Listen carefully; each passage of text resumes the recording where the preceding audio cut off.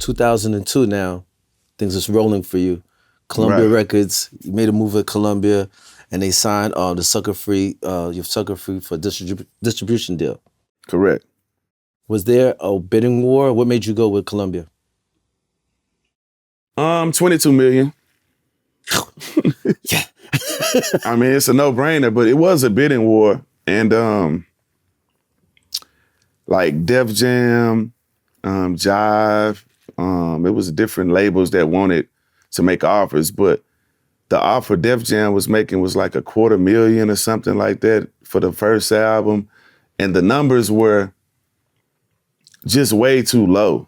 You know what I mean? Yeah. Like coming from the streets, like I had that like at 15, 16, $250,000. Right. Like, and I just looked at it from a business standpoint. You know what I mean? I'm like, man, they offering this real money.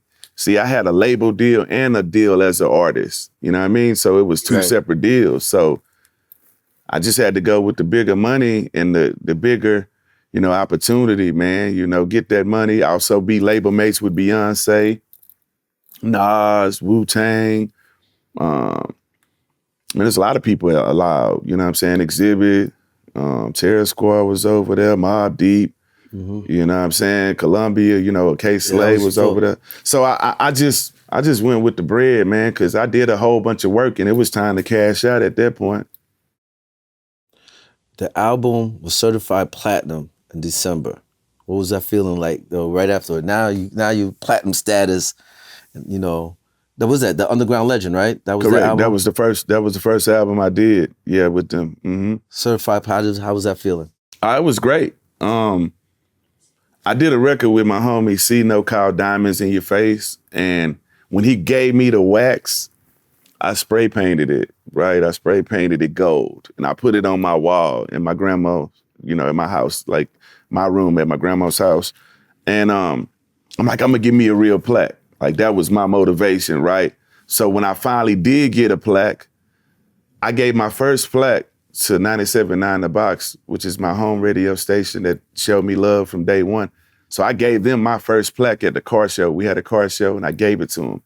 So I actually gave my first plaque away, but I got another one, you know what I'm saying, ordered for myself. But the feeling was like, kind of like what my dad told me, man. Like my dad told me as a kid, I can do that. Anything I want to do, I can do. So that's why I made the record I can do that at, because I'm one of them people, I'm a visionary. I speak it or I think it, and then it happens. You know what I mean? So, Put it in the out there for it to exist, right?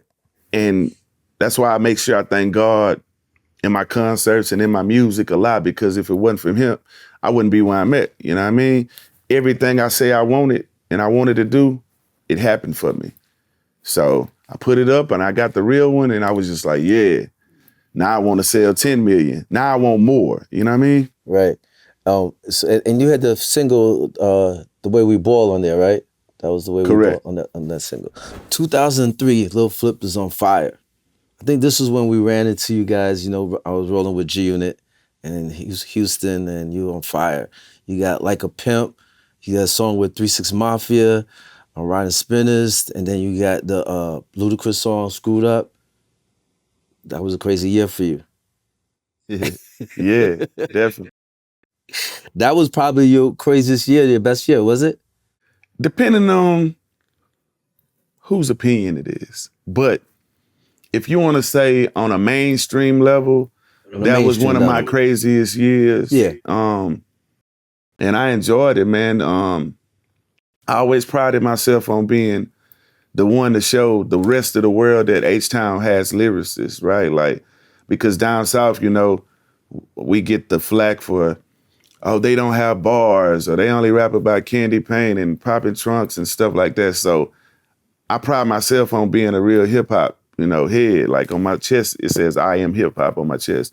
And I grew up on all kind of rap. Big L is one of my favorite rappers and stuff like that. So the Black Sheep. You told me that before. I was like, wow, yeah, Big L. Yeah, so I be on my shit. Like my favorite Big L record is Ebonics. You know what I'm saying? Yeah. But so I knew, like, if I wanted to take over New York, like I had to go out there and rap next to the top tier people. So when I went to New York, I'm rapping with Cameron, Dipset, doing records with Jim, 50. You know what I'm saying? Who Kid put me on many. Like I'm on like A five whole G bunch of Unit. mixtapes. Yeah, I'm on like 5 G Unit records. I got records with Snoop and like all kind of little alley oops they was throwing. Kate Slay showed me love when I was out there. Ed Lover, Funk Flex, Mhm. Red Alert. Like everybody embraced me. Clue, you know what I mean? So I just went out there and did what I had to do. But that was a crazy year. Collaborating with Beyonce, doing Naughty Girl, doing the Baller Baby record with Chingy, going on tour with Wu-Tang Clan. Then RZA putting me on the Blade Trinity soundtrack. And then I threw the alley-oop to my cousin, Big Shasta, and put him on the hook. So, yeah, it was great. Then Ludacris screwed up. That record did 3 million, the Chicken and Beer album. So then I was on Buck album.